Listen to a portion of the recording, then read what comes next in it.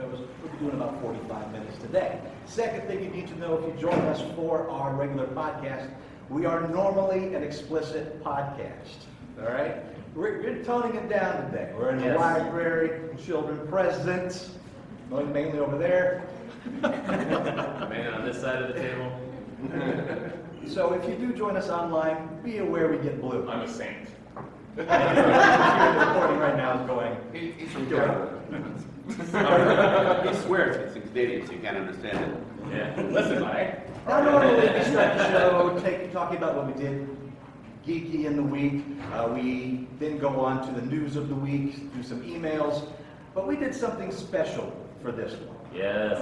A while back, maybe Matt got the bravado in him. We were talking about spicy peppers and brought up the fact that what he was eating at the time wasn't very spicy. It was. He said it wasn't.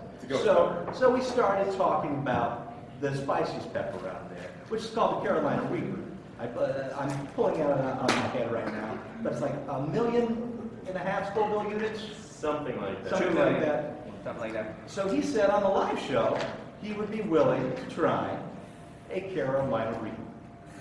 I happen to have a dried one right here I've saved for this moment. Mind you, no challenge was issued. Yeah, this was just a voluntary thing. Yeah. In fact, he volunteered to do it on the live show. Bless his heart. We didn't even bet him. For So- people listening at home, you can't see this, but he's got the rubber gloves on. And he has donuts in front of him And milk. and two things to do. Donuts. Three things. Tissue. And tissues. And a backup. So go ahead and pass the Reaper down to him. Ow! Now, Oh here- God, it burns! Ow! Ow! Now, a couple of ground rules because I like him and I want him to stay with us. All right? Oh, thank you. So, Especially after the Olive Garden incident. so Yeah, no kidding. here are back shows for that. So, Yeah. don't eat the whole pepper. Just take a small nibble Little tiny. from the side. All right? Put it in your mouth, and if you feel like spitting it out, that's fine. I'm shaking. Wow. Very cool. Good no on top Opening the milk. Yeah. Open the milk first. I like that you hold the mic for him. That's Yeah. you are shaking. It's adorable. Oh, yeah. There's enough tremors going on over here. All right. I didn't bring my snare drum to do the drum. Oh, you know what? I might be able to add that. All right. There you go. All right. Fix it, He's pose. breathing. He's gathering his energy. All right. Tiny, Any, tiny any, bite. any last words? On my tombstone, I wanted to say stupid. You don't have to ask for that, man. Here goes. Okay, 1, 2, 3, here goes. Here's the silence. Oh my god. That seems like a big pipe. Yeah. There you go. That's not bad, right? Just wait. Oh, it's bad. Can you describe for us how bad it is?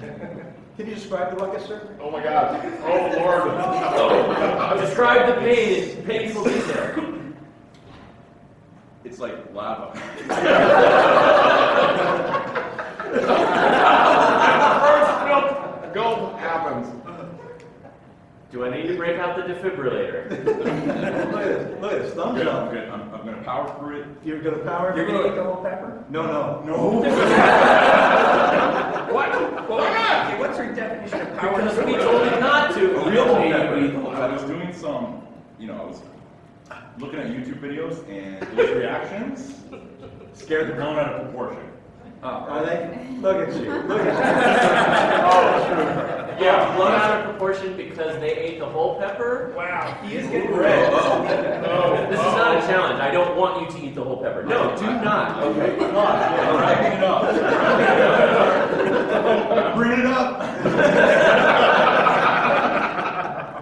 Now, also, this is not the hottest version of it. This is a dry Yes. version of it, so it's not a fresh pepper.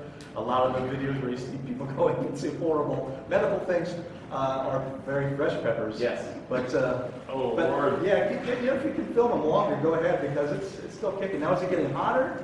It's about the same, but it's hot. But it's kicking It's still. hot. That is the hottest thing I've ever had. Well, it's the hottest pepper on the planet. There you go. The milk helps. The milk helps. Doesn't good. I'm glad you have two. I gotta say, round of applause for the man.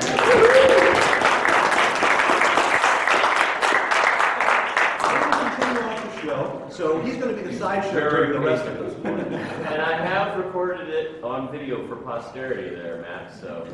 Yes. And we also have the remaining half of the pepper. It'll be going up for auction. Donations will fund a new hard drive for the deck. Now, if you do listen to our show regularly, you know that Colonel John has been sending us paper model ships, Yes. both from NASA and awesome sci-fi ships. We have some of them on display up front, but the reason I'm also showing you these is because I printed some out in case you want to print some at home. So the TIE fighters here, it's first come, first serve. They're on the back table, so you can cut them out and make your own 3D models of some TIE fighters if you're feeling saucy. So before I go into the show, Ernest, I know Barry has a story that he wants to come on this show. Yeah, I kind of do. Okay, so for people who have been listening to the show regularly, I have been away in Texas, kind of living there, for the last 5 years or so. And He's I not kinda- shot yet. Not shot. Did not get shot. Surprisingly. Yeah. I want to finally come clean. Can you hold this mic, please? Come clean on Is this something the that- proper place to come out on? Yes. He practiced to make sure that he Oh, yeah. Yes. For those listening at home, I'm holding up a plain white mask. Does Torgo understand what this means? No. Nope. I'm at a loss right now. Okay, so for those that don't know, once upon a time, Torgo is an a-hole. That's not all the time. He would prank us relentlessly. Yes. Constantly. He would sign me up, not just for a few magazines, but literally for the entire subscription. You're the one. Now I know what you're talking about. You're the one. Latina, Come Bride, tennis, off-roader, Guns and Ammo. That was my favorite one. Yeah. You know what annoyatrons are? Annoyatrons are these things where you put them somewhere, and every so often, at an unspecified interval, it would say, or something. Now, that really A child's giggle. Yeah. Yes. Creepy. Creepy. He did that to me too. And I walked into my room one time, and as I was walking out, I heard a child giggle, and I'm like, did I leave the window open? For those who are interested, you can And get you're these walking things on on naked, right? geekgeek.com. They're really cool. But Steph kind of believes in ghosts, and I do not. And she came over to me one day and she said, "There's something in the house! There's something in the house!" There's nothing in the house. I work from home. Finally, one day I heard it. Okay, there's something in the house. We would play D&D, because and he would come in and move the thing, so if we figured out kind of where it was close to, we wouldn't the next week. These are the types of pranks he would pull all the time, and just little things as well. And we said, well, we got to get this guy back. Now, what do? Do you do something to his room, do something to his car? That's kind of juvenile. And really, we want pranks of higher caliber. Psychological pranks are always the best. Yes, emotionally scarring pranks. Bury him in the desert. And I thought about that for what would be for any other person an alarming amount of time. But we came up with a few ideas. He never goes out of town, this guy, and it just never came to fruition.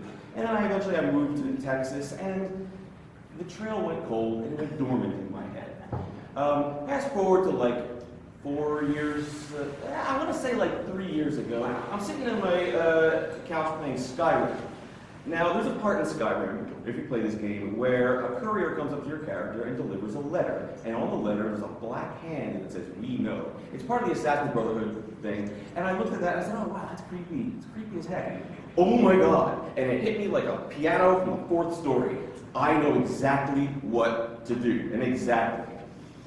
I would prank him by setting him up as an unwitting participant in like an alternate reality kind of thing where the Brotherhood was a secret society and they were trying to recruit him in. I was going for long creep factor on this. Okay? And this is the truncated version of so we don't have too much time. You just give a variation of long story short on this story. Everyone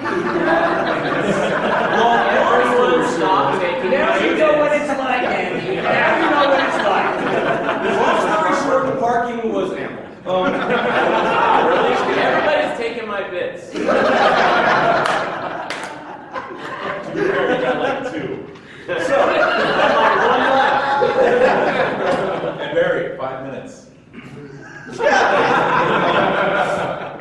I came up with a 4-phase plan. Wow. Phase 1, the letters. Okay. I made a letter. And there were 16 of I wish I them. could show it. Technically 32. I had mailed them twice just to make sure Just in that he case. would get them. Okay. And first let me describe the letters. There was a creepy mask like this one. I'll take a picture of it and put it on the website. And a bit of a French poem, Destruction from Baudelaire. And then a piece of a poem that I wrote just to kind of tie it together so he would know what order to put these in, and each one had a bit of a code. You put them together and it sends you to a website. I called in every favor I had from every human I know all over the planet Earth. And he got letters from Australia, England, everywhere in the US except for Texas where I am now, throw him off the trail. And man, I had to call in every favor I had to do that. That's impressive. Then, when you get to the website, it would have the creepy mask on it, and it would ask him 3 creepy questions about sacrifice. Put a pin in that case, we'll get back to that later. Did you actually go to the website? Oh, I'll do my side of it after he's done with Okay. the story. Going to this whole show? Phase 2. Now you know what it's like. Phase 2, text messages and phone calls. I worked out how to program a voice over IP robo-dialer. I started to invest in it as well, and how to get him text messages from all numbers all across the US. And if he ever called them back, he would get a piece of a code for a new website to go to. And that website would have the 3 creepy questions, this time about faith, perseverance. Phase 3, get a drink. Personal visits. I was going to hire improv actors to visit him at his place of work as a bartender. So you could visit him, and I would pay for them to get a drink, tip him generously, but then don't make any small talk and walk away quickly. In the tip would be a business card with a creepy mask on it and a piece of a URL and a way to put them all together. And in the end, after like 5 or 6 visits, keep in mind the money it costs because he works in an expensive place. This is a lot of work. Yeah, dude. That's why it failed. There were a lot of moving parts. If you just show up to his bar and kick him in the nuts.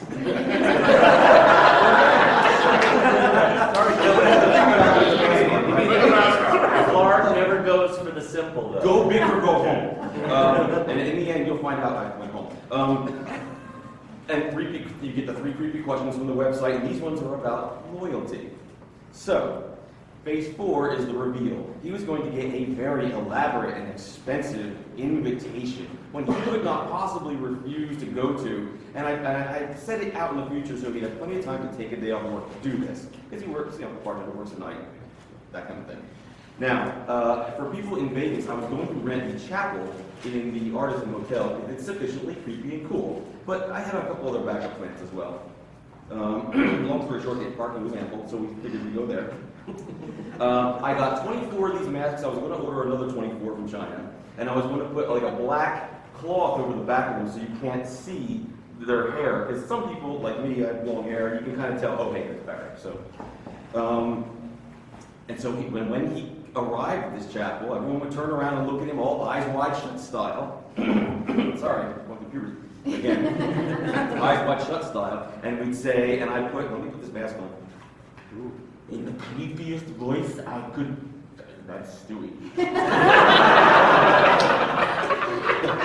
Sorry. In the creepiest voice I could manage, welcome and sit down. You have been accepted into La Fraternity, the Brotherhood, and you have proven. You're going to use that accent. No. You have proven that you would not, by answering the questions and making your way through the labyrinth of clues, you've proven that you would not sacrifice your principles and endanger the Brotherhood, and likewise we would never give up on our members. And you have proven that you can have faith in our grand design and can persevere in the face of adversity. And the Brotherhood likewise would never let you down either. And you have proven your capacity for loyalty. And the Brotherhood requires this absolutely. You would forever be a part of the Brotherhood. And in turn, we would never desert you. sacrifice, You're just tuning in, this is Berry Shock. loyalty. These are the pillars upon which our society is built. We will never give you up. We will never let you down. Never let you down. And Rick Astley would play on the screen, and I would lift my mask up and give him 2 middle fingers, and that would be the end of pranks for him forever.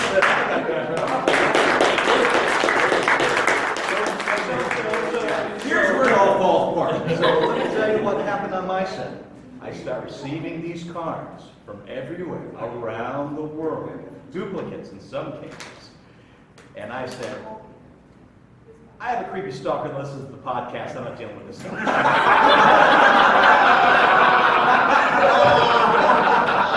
had a message, I think, on my phone that if he visited the site, I would know. If he answered the questions, I would know immediately. You would get a text message too saying, thank you. In fact, I'm the one that Googled the Baudelaire poem to figure out what it was. That's the only research I got done. I figured he'd be like, oh wow, this is cool. And I even sent like a letter from someone in the Brotherhood, like, hey, you gotta watch out for these guys, they're super creepy. And again, That made it creepier, so the only letter that was capitalized in there was the D in destruction. So I figured you'd look up. I walked him through the fucking, he's holding up his and he's Oh, I did. I'm sorry.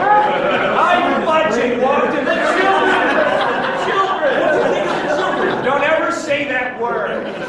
I walked him through that poem. I Googled it, and I was like, oh, dude, this is destruction. It's like a Baudelaire poem. And look at what, and he's running through it, and he's like, oh, wow, oh, yeah, oh, okay. And then walked away. So in the end, the prank is on me. Well played, Mr. Torgo. This is for you. This I will, with honor, put it on the wall. It'll go into the collection. Absolutely, this is going into the collection. And this is for you too. Punch in the arm for the audience. Well, what's funny is he even put one of those comments into our comment section on the website to get me to bite, which just made me go, yeah, it's definitely one of our weird listeners. And I didn't even approve the comment. It's still waiting for approval. I don't need this to be out there. So that's my aggravation. What have you been doing? That's good. Good job. Gentlemen, anything else you want to get off your chest before we do a little Geek Shock chat? Go for it. How you feeling, Matt? Good. You come through it all right, man. How Way to many, say how many notes have you chugged so This far? is that's the third one. Third one? Wow. So. They're tiny people who can't see, so don't teach them to rest. Can't see. Because of you, this is our last Mini-Con. Thanks. It's true, he didn't curse and he ate the pepper. Well, if it's our last, We're not getting invited back next year, right? That's gone. Okay. There's a game we like to play at Geek Shock called Red Light, Green Light. I've never done this. Oh, you haven't? I've never done a red light. Oh, this is great. A red light, green light, this is how it We're works. breaking you in. I have in front of me actual shows that are going to be on television in some way, or at least in pilot form. So all these pitches I'm going to do exist as television shows in the future. But I'm casting these guys as big wigs at the television or movie production company, and they are going to hear this pitch and give it a red light or a green light if they would let this TV show go forward. And we should point out that we cannot actually stop these. These are going to happen, whether we agree or not. Now, I've been collecting these for a while, so I don't even remember what I have in front of these in advance of the show. So, gentlemen, red light, green light.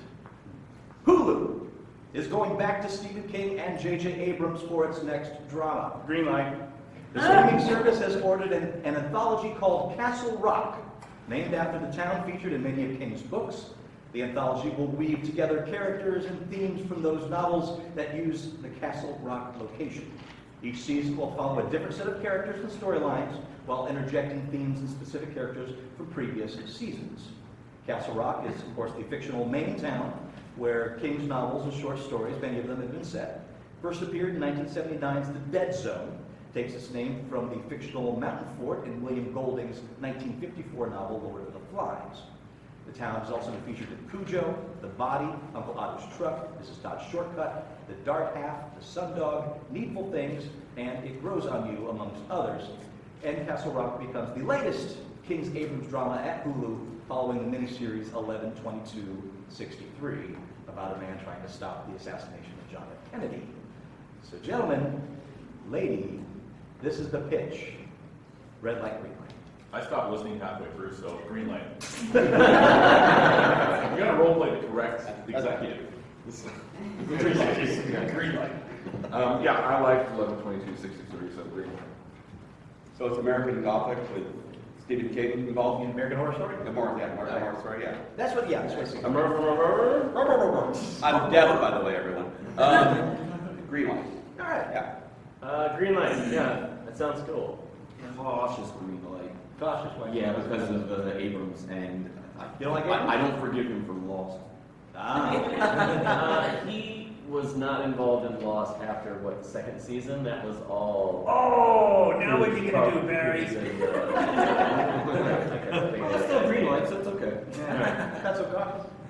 Not some more. I also enjoyed 11/22/63. I thought it was well done. So I would also. It's done well, not well done. Flash, the OCD! You're Will spent. prevail. You're spent. That's all your bits.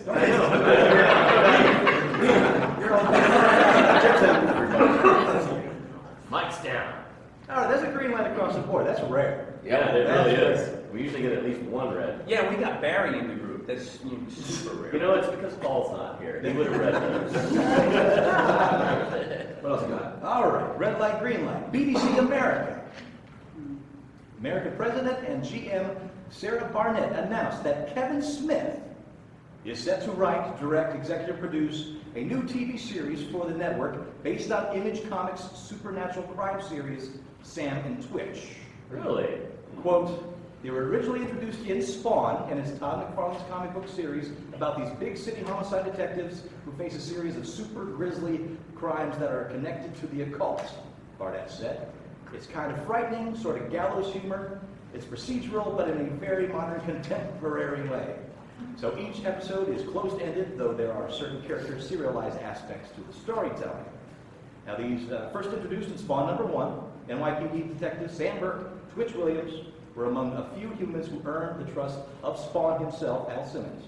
In 1999, the duo got their own series, Sam and Twitch, under the guidance of a then relatively new Brian Michael Bendis.